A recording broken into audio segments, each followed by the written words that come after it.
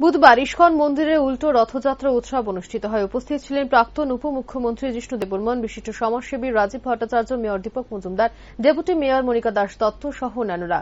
উল্টো রথযাত্রা হিন্দুদের অন্যতম একটি ধর্মীয় উৎসব। আষাঢ় মাসের শুক্লপক্ষের দ্বিতীয় তিথিতে প্রতি বছর রথযাত্রার সূচনা হয়। জগন্নাথ, বলরাম, সুভদ্রাকে গুন্ডিচা মন্দিরে অর্থাৎ মাসির বাড়িতে নিয়ে যাওয়া হয় রথযাত্রার দিন।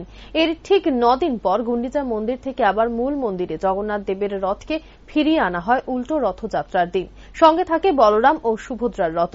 জগন্নাথ দেবের রথযাত্রার প্রচলন পুরীর জগন্নাথ দেবের মন্দির থেকে। দশমীতে আবার রথের রশিতে টান দিয়ে মূল মন্দিরে ফিরিয়ে আনার কথাই উল্টো রথযাত্রা নামে পরিচিত।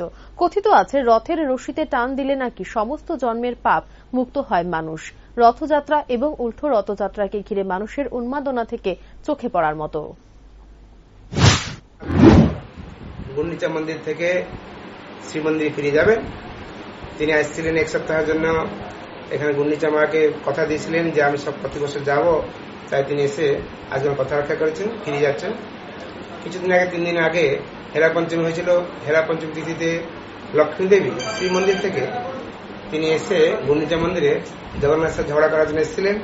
ঝগড়া করার রথ ভেঙে চলে গেছেন। সেজন্য আজকে রথ চাকাটাকে সাজিয়ে আবার ফিরে যাবে।